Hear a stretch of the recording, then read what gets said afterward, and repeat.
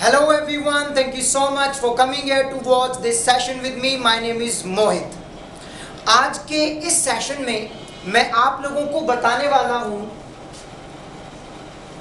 B, verb B, क्रिया B के बारे में।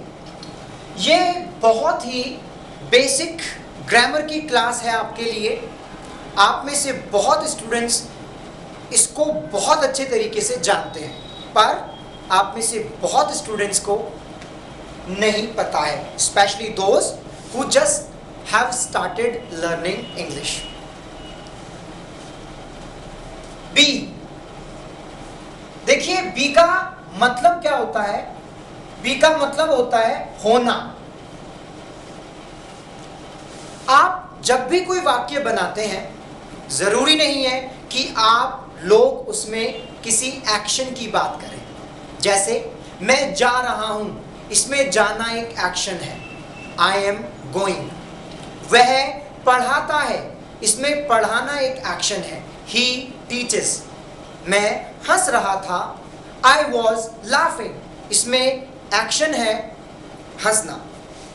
सो कुछ वाक्यों में या बहुत सारे वाक्यों में जरूरी नहीं है कि आप लोगों को उसमें एक्शन वर्ड दिया हुआ हो।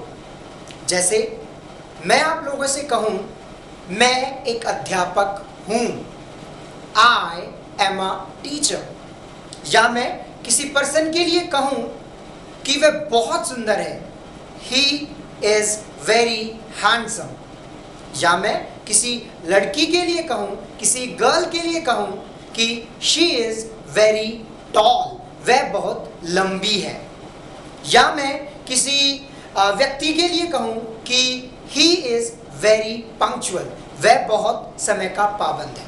तो इन सभी वाक्यों में कोई भी एक्शन वर्ड यूज नहीं हुआ, राइट माय फ्रेंड्स। तो जिन भी वाक्यों में एक्शन वर्ड यूज नहीं हो रहा है और वहां पर बात होने की हो रही है, जैसे वह अध्यापक है, वह मेरा भाई है, वह बहुत महान था, वह गरीब था, तब हम यूज करते हैं वर्ब बी को। अब इसके कुछ बेसिक फॉर्म है, इज, एम, आर, ये आपका बी की ही है, इज, एम, आर, और ये यूज होती है आपकी प्रेजेंट में, होना प्रेजेंट में। आप इसी को पास्ट में अगर कर देंगे तो वॉज और वर, ये आपका पास्ट में हो गया। और जब आप इसको फ्यूचर में करते हैं तो ये बी खुद यहां पर उठकर आ जाती है विल के साथ, विल बी, यहां पर ये आ गई है, राइट। ये आपका हो गया फ्यूचर में, राइट। हम बात कर रहे हैं बी, बी मतलब होना।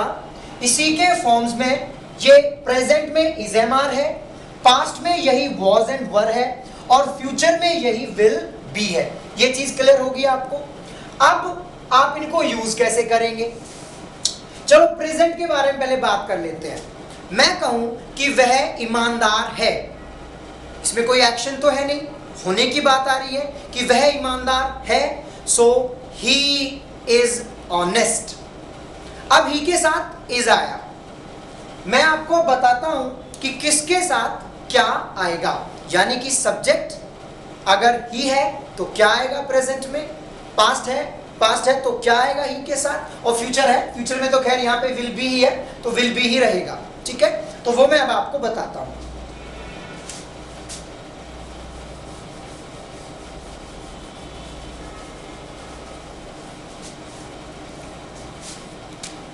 इज यूज होता है ही के साथ, शी के साथ, इट के साथ, या आप इसे सिंगुलर नंबर थर्ड पर्सन के साथ यूज कर सकते हैं। Singular number third person, singular number एक वचन, थर्ड पर्सन जब आप किसी और की बात कर रहे हैं। एम आप यूज करेंगे आई के साथ, और आर आप यूज करेंगे यू, वी, दे या फिर प्लूरल नंबर। प्लूरल नंबर मतलब क्या होता है? बहुवचन, एक से ज्यादा। तो ये आप प्रेजेंट में ऐसे यूज करेंगे। ठीक है, समझ में आ गया? प्लीज जो लोग बेसिक से सीख रहे हैं क्लास या इंग्लिश को बेसिक से सीख रहे हैं, इन क्लासेस को बिल्कुल ध्यान से सीख रहे हैं, देख रहे हैं, सो प्लीज आप इन चीजों को उतारें। ठीक है, तो ये हो गया प्रेजेंट के लिए। राइट, वीडियो को पॉज कर ले और इसको अच्छे से उतार ले। अब इसको मैं मिटा देता हूं। पास्ट में वॉज है और वर है। सो आई के साथ, ही के साथ, शी के साथ, इट के साथ, या वही थर्ड पर्सन सिंगुलर नंबर के साथ आप यूज करेंगे was. I was, he was, she was, या किसी का नाम हो third person, Ram was, Shyam was. और इसके अलावा यू, वी, दे और प्लूरल नंबर के साथ आप यूज करेंगे वर। यू वर, वी वर और देवर। वैसे दे के साथ तो वर ही आएगा, देवर नहीं होता, देवर भाभी, तो दैट इज देवर। सो दैट इज यहां पे वर आ जाएगा। ठीक है, वीडियो को पॉज कर ले और इसको उतार ले। नाउ फ्यूचर में तो आपका विल बी ही रहेगा। Right my friends? सो जब हम बात करते हैं होने की, हम बात करते हैं बी की, तो हम इज, एम, आर, वॉज, वर और विल बी यूज करते हैं। प्लीज आप लोग बहुत सारी सेंटेंसेस इस बेस पर बनाएं, जैसे वह ईमानदार है, ही इज ऑनेस्ट। वह ईमानदार था, ही वॉज ऑनेस्ट। वह ईमानदार होगा, अभी नहीं है, ही विल बी ऑनेस्ट। और जब आप नेगेटिव बनाएंगे तो कैसे बनाएंगे?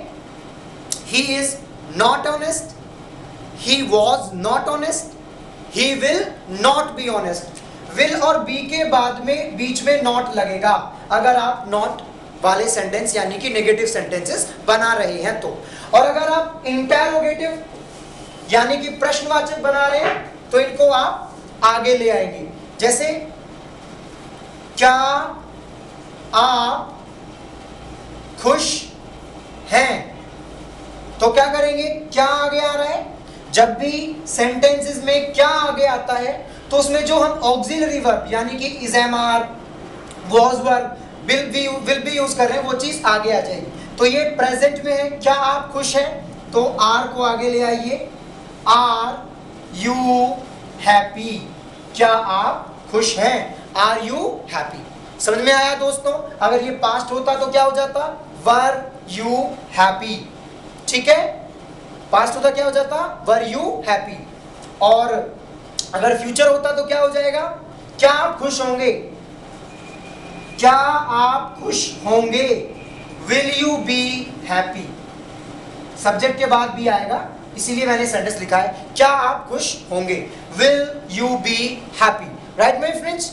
अब आगे बताता हूं, आपको और चीजें बताता हूं। बी मतलब होना मैं आज बता रहा हूं आप लोगों को।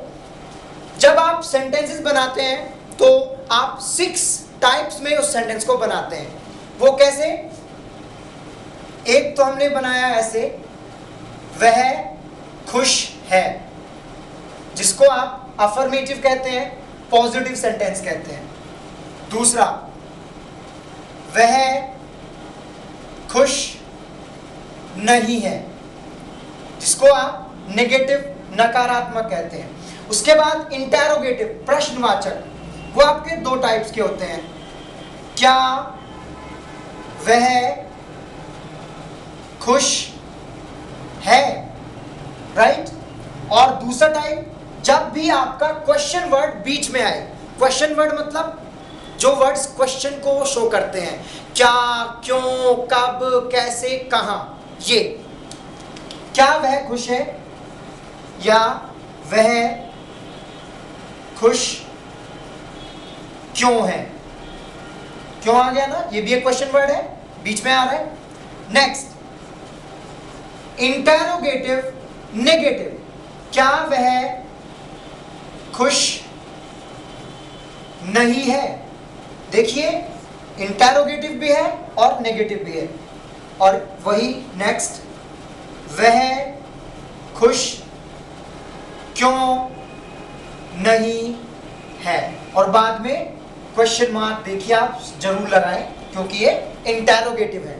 तो ये 6 तरीके से आप लोग एक सेंटेंस को बनाते हैं। Affirmative, negative, interrogative, interrogative second type, interrogative negative first type और इंटेरोगेटिव नेगेटिव सेकंड टाइप। बच्चे बहुत गलतियां करते हैं जो स्टूडेंट्स बेसिक से सीख रहे होते हैं। They do not know how to format a sentence in a better or in a good way, वो they just don't know it. So in that behalf मैं ये आप लोगों को ये sentences बता रहा हूँ, right? अब इनको हम बनाएंगे कैसे वो मैं आपको बता देता हूँ। वह खुश है, तो वह ही अभी बताया था होने के लिए क्या बताया था, is he is happy, बन गया सेंटेंस, वह खुश है। अब नेगेटिव, वह खुश नहीं है, he is not happy, क्या ऐड हो जाएगा दोस्तों, not ऐड हो जाएगा, he is not happy।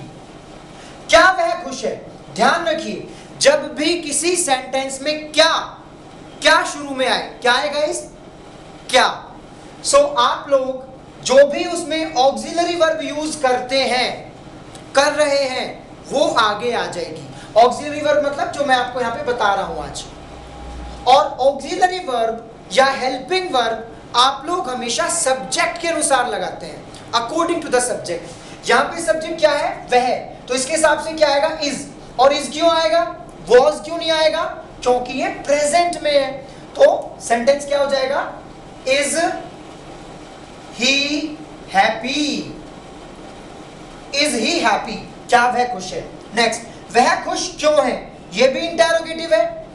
आप इंटेरोगेटिव वर्ड को पहले ले आइए, क्यों को क्या कहते हैं, वाई, इज। कुछ बच्चे क्या करते हैं, वाई ही, वो क्वेश्चन वर्ड के बाद सीधा सब्जेक्ट नहीं, क्वेश्चन वर्ड के बाद हमेशा आप ऑक्सिलरी वर्ब यूज करेंगे। सो वाई इज ही हैप्पी, वह खुश क्यों है, वाई इज ही हैप्पी। क्या वह खुश नहीं है, इसको मैं यहां पे बना देता हूं, इज ही, नहीं के लिए आप सब्जेक्ट के बाद यूज कर लीजिए not, is he not happy, subject के बाद नॉट। ऐसे इसमें वह खुश क्यों नहीं है, so why is he, subject के बाद not and then happy, why is he not happy. So dear friends, मैंने आप लोगों को बी के बारे में आज बताया। बी मतलब होना।